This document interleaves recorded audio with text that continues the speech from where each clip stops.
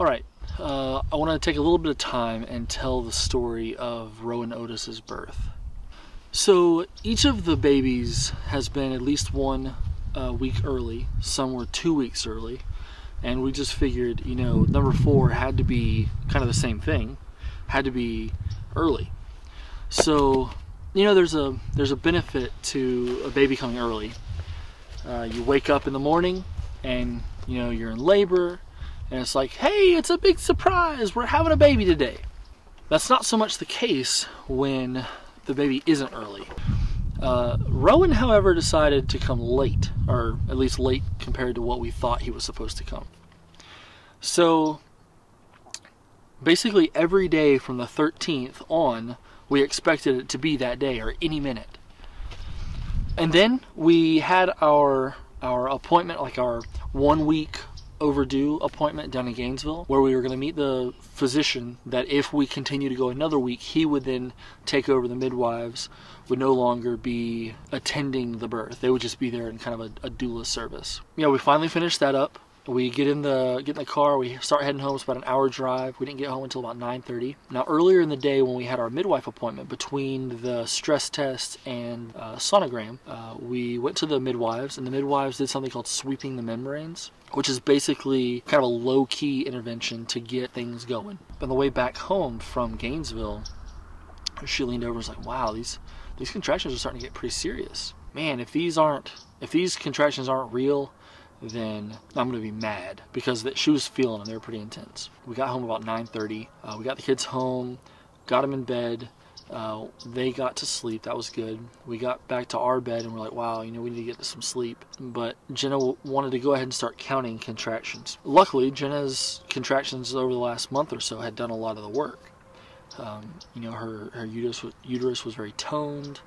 Her body was doing what it was meant to do to, for lack of a better word, expel the baby. So she started counting the contractions. I've never had to count contractions personally. I've helped her count hers. It's kind of a boring process. So we started watching a movie, and we counted the contractions for about an hour, and they were consistent enough to go ahead and call the midwives and say, yes, we believe this is definitely the beginnings of labor. And with this being the 4th baby, we have enough experience. Jenna is very calm through labor. What you see in the movies where people are like, ah, and like the water breaks while they're walking across the street, and they're like, oh no, get me to the hospital right now. That's all silly, or at least compared to the way Jenna has experienced births. It's been nothing like that. So after counting the contractions for a little over an hour, we decided it was definitely labor. Labor was definitely beginning. So it was my job to call the photographer. So after calling the midwives, after calling the photographer, Jenna started laboring in our bedroom, and Finn woke up.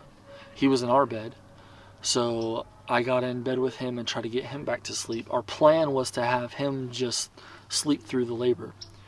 Tripp and Selby were in their bedrooms on the other end of the house. So I'm laying down with Finn, getting him back to sleep, and I fell asleep, because he has an uncanny ability to just put me to sleep when I'm trying to get him to sleep. Jenna touched my foot and said, I think it's time. She wanted me to go ahead and take Finn over to Mary's because he would be awake in the middle of the labor, and that would have been a mistake, I think. So it only took a couple minutes. I got him into her house, laid him down in the bed, let Mary know that Jenna was starting labor and the midwives were there, and I was going to head back. So 3 minutes after leaving, I'm able to be back at the house. And by that time, both midwives, well, we had a midwife and a midwife student, both of them had arrived.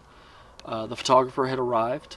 And when I came back into the house, they were beginning to set up the birth pool, which is an inflatable water tub, essentially. Jenna came out into the living room, and that's where she really began her active labor. She had one of those big round like yoga balls or birthing balls, and she kind of leaned on that as every contraction happened. And the contractions were about 1.5 minutes apart. She kind of closes her eyes and disappears into the contraction, which is really amazing. I can say all the little details and all that, but ultimately Jenna is my hero when it comes to birth. She's amazing. She's an inspiration, and I wish I had that kind of self-control, the kind of ability to just let her body do what it's doing. It's pretty amazing. So we labored in the living room for honestly maybe 20 minutes, something like that, maybe 30 minutes. She had probably 15-ish contractions in the living room, and she said she needed to go to the bathroom. After her contraction, we got up, she went to the bathroom, and I went in with her and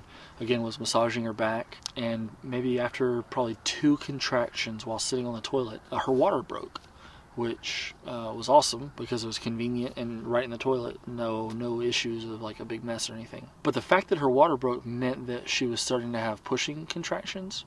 Historically, all of the babies, the water has always broken really soon before the baby was born. So she had probably 2 more contractions while in the bathroom, and said, I want to get in the birth pool. Because at this point, she's having the urge to push. We get up, and as she gets up, I was sitting next to her, and I saw what looked very much like kind of like the very top of the crowning of the head. So she was extremely close. I can't say for certain. It wasn't like I saw Rowan's head. So we make it into the bedroom, and Jenny kind of waddles back and forth, getting into the bedroom, steps into the birth pool, and almost immediately has her first contraction. Now the midwife is like in the bathroom, just off of our bedroom. She has a pushing contraction right then, and she began to vocalize, because she's very quiet during labor. She's not talking. If you ask her, I have to know not to ask her questions because she's not going to respond.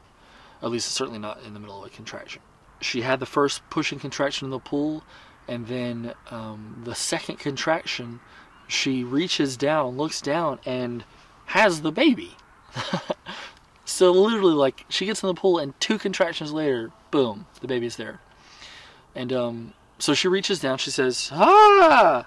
Reaches down, pulls Rowan up, and the midwife, who is kind of not expecting this, steps over and says, well, look at you, you've got a baby. You know, it almost took her completely by surprise. So yeah, completely by herself, she birthed Rowan completely and totally by herself. And I'm telling you, he was absolutely gorgeous. Immediately had one little quick cry and looked up, eyes wide open, looking around. He was beautiful, really pink and red, very healthy. He was 9.5 pounds. He was 22 inches long, and just really healthy. So it was a beautiful experience. I know Amanda was able to get 1 shot for sure of like the moment just after he was born. But yeah, it was the experience. The entire experience was just super fast, exciting, and I was very thankful that it happened in 2014. So yeah, on the second push in the water, she reached down with a very excited smile and pulled Rowan out of the water. It was phenomenal. He was completely healthy. You know, afterwards she was able to nurse him. I entered the water, got in with them, and I was able to look down at both my amazing wife and our beautifully healthy son, who was looking at her with his wide eyes of curiosity, and it was a beautiful moment. And I'm just so happy that I was able to be right there in the middle of it. I've been blessed enough to be present at all of my children's birth and intimately involved, being able to hold them right afterwards. And I've had the experience of being able to watch Jenna give birth 4 times now, and she totally redefines the common caricature of birth. She does it naturally, no drugs, nothing for pain, and she describes it not so much as pain, but as intensity. It's not pain like you stub your toe and you're like, that hurts. I mean, it doesn't feel good necessarily, but it's just an intenseness. And I really would love it if she would talk about that one in one of these videos one day, but she doesn't want to be in front of the camera. So Rowan, if you're watching this someday, I just want you to know that you have been a blessing to the Schneitman family and to our home from the very first moment you entered at 2:34 a.m. after about an hour of serious labor. Everyone so far has already fallen in love with you. Your older brother Tripp and your older sister Selby and your older brother Finn just cannot get enough of you. So that has been Rowan's birth story and some lessons. Thanks for watching.